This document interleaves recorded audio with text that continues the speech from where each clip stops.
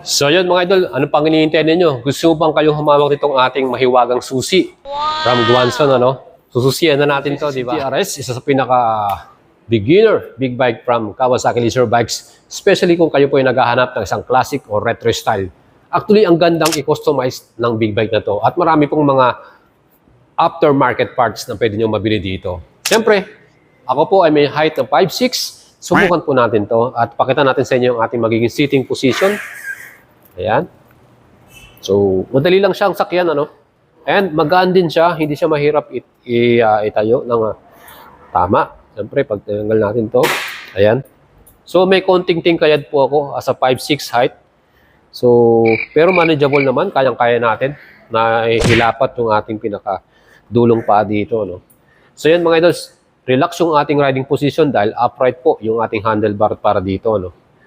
Ayan. So, mga long rides natin, siguradong mag-enjoy ka dahil relax, hindi masakit sa likod, hindi ka masyadong nakakuba, ano? Straight yung ating likod dito dahil hindi ka nakasubsob na ganon. So, kagaya ng mga sports bike. Kaya itong C650 RS mga idol, sa mga beginner o sa mga nagre-retire na nating mga OFW dyan, ito po, bagay na bagay sa inyo. No? And mga idols, this video is brought to you by Guanson Group of Company. And mga idols, ngayong bear months, marami po silang mga events and paparating na mga sale, no? Kaya abang-abang na lang at follow nyo po ang kanilang Facebook page, Guanson Group of Company.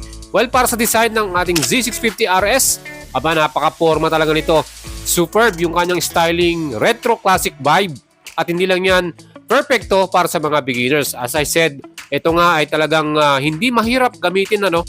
Comfortable yan sa mga riders dahil upright yung kanyang riding position. Even kahit meron kang passenger, perfecto mga idols. At kung gagamitin mo naman to pang daily commute, pang service mo, kasi yung pagpasok sa trabaho, ay pwedeng-pwede rin mga idols dahil hindi po siya ganun kalakas din sa gas consumption. And itong model na to ay available pa rin. Kaya kung gusto nyo po, isang color lang available, Moondas Gray with Ebony. Yan po yung combination ng color niya. At kung kursunad nyo bumili ngayon, siyempre dapat alam nyo rin ang engine specs ito.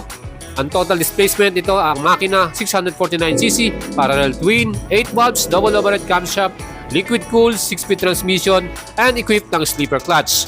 Max power nito 67.3 HP at 8,000 RPM at maximum torque 65.8 Nm at 6,500 RPM.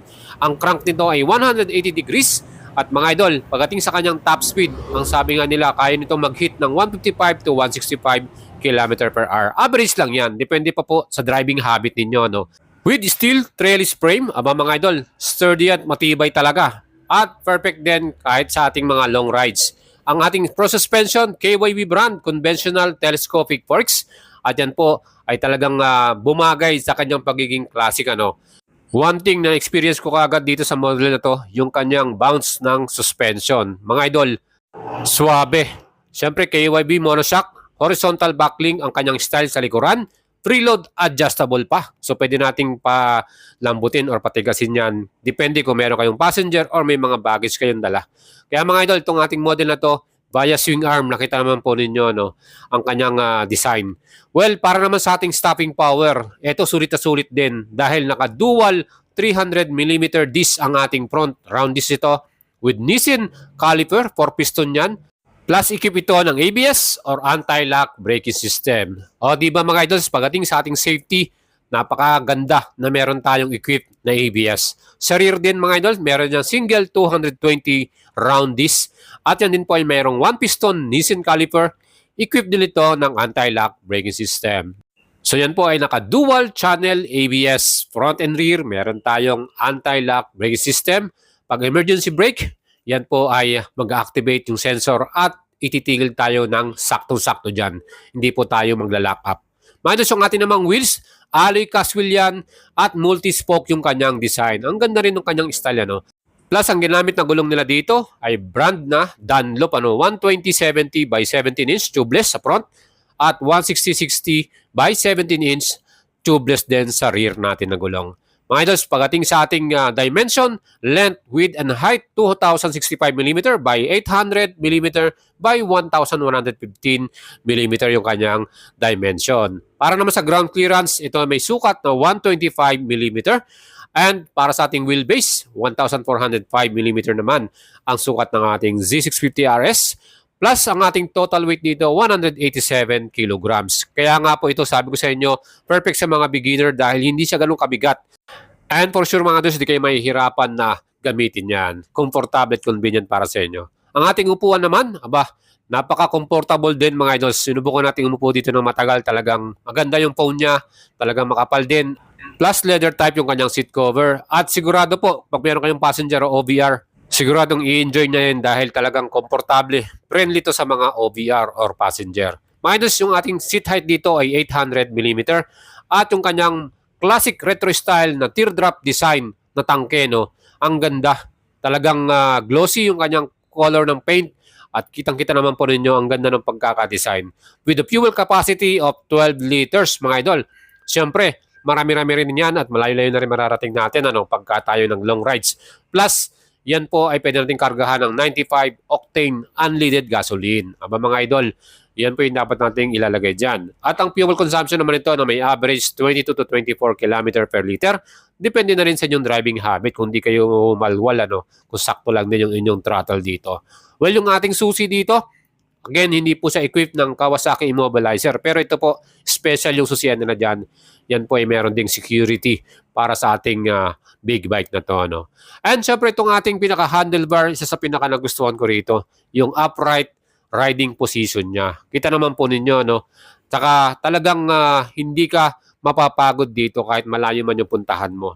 Adjustable pa yung kanyang lever. Pwede nyong i-adjust yan. Depende sa inyong preference. At meron din tayong equip dito na passing switch. So another safety features. At yung mga switches and button talagang matibay. Yung mga pagkakagawa niya. Meron din tayong hazard light dito para sa ating emergency. So pwede natin gamitin yan mga idol. And mga idols, para naman sa right handlebar natin, nandun naman yung ating adjustable lever din at yung switch on and off ng ating engine para dito. So yan, meron tayong off and on. Maganda yan kasi para sa security na rin natin pag tayo po'y tumatakbo. Well, para naman po sa ating pinaka-dashboard, ayan mga idol, buksan natin. At yan po ay combination ng analog and multi-function LCD. Ayan. At mga idols, para sa akin, okay itong analog design. Kasi talagang konting sulyap mo lang, alam mo na kung nasaan na yung speed mo dito. Sa right side, nandiyan naman yung ating RPM. So makikita nyo kaagad dyan. Meron ding neutral na indicator. At sa left side naman, nandun naman yung ating speedometer na may indicator din ng engine at ABS. Mga idols, sa gitna, nandiyan yung ating LCD or digital display, kagaya ng fuel gauge, yung ating gear indicator, yung ating odometer, at siyempre yung ating display din kung ilan na yung ating mileage, fuel consumption. Makikita nyo dyan mga idols, pwede nyo ilipat-lipat dyan at mache-check nyo kung ilan na ba yung trip A ninyo or trip B ninyo, kung ilan yung natakbo ninyo, pwede nyo iset yan dyan mga idol. Siyempre kung tayo ba maglo-long rides, mas maganda, iset mo yung inyong trip A as ganyan. Diba? Maganda. Mga idols, itong ating pinaka-ilaw sa harapan, full LED na lahat. And sa next vlog natin, pakita natin sa inyo kung gaano kalakas yung ilaw na LED ng Z650 RS para kung talagang perfect na ba yan, di ba natin kailangan maglagay pa ng MDL? O, di ba mga idol? Very visible din yung mga signal indicators natin dahil na rin sa kanyang LED lights. Mga idol, itong Z650 RS ay talagang perfect na, Actually, wala ka na masyadong babaguhin dito, Porbado na siya, takaw pansin, at hindi lang yan. Malakas din mga idols yung performance ng engine nito. Yung hatak niya at yung kanyang arangkada ay talagang mapipil mo dito. Sa ating magiging next vlog mga idols, abangan nyo po yung performance review natin to. Ilolong rides po natin to. Here at Pangasinan, baka uwi tayo ng Manila or punta tayo sa mas malayo.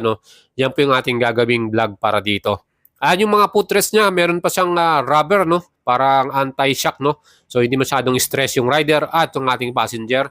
Siyempre yung mga iba pang parts dito talagang quality, matibay, gawang Kawasaki. Yan po yung advantage pag Kawasaki binili nyo. Talagang sulit na sulit and easy to maintain dahil maraming Kawasaki store nationwide. Mga idols, pagdating sa presyo, ito po ay may SRP, 469,500 pesos. And sa ating offer from Guanzon Group, meron silang 30,000 pesos less or total cash pay na lang babayaran nyo, 439,500. O di ba mga idols, ang ganda ng kanilang offer. And ito pa, meron pa silang in-house financing na zero interest payment. 24 months to pay yan. Down payment 219,701. All in na yan. At 24 months to pay 12,737 na may rebate ko pang 1,000 pesos. Magiging 11K na lang yan mga idol. Kaya ano pang hinihintay ninyo? Aba, mag-send message na kayo sa ating Facebook page, Boyd Salavarria, or tawagan nyo ako sa 0917-310-5125 para matulungan natin kayo at ma-assist natin kayo na makakuha nitong perfect big bike sa beginner riders. Again mga idol, C650RS from Kawasaki. Thank you very much, Guanson. At salamat din sa ating iba pang sponsor, Axer Helmets, Premium Gears, MSK, Sapper Tire, and Power Tire.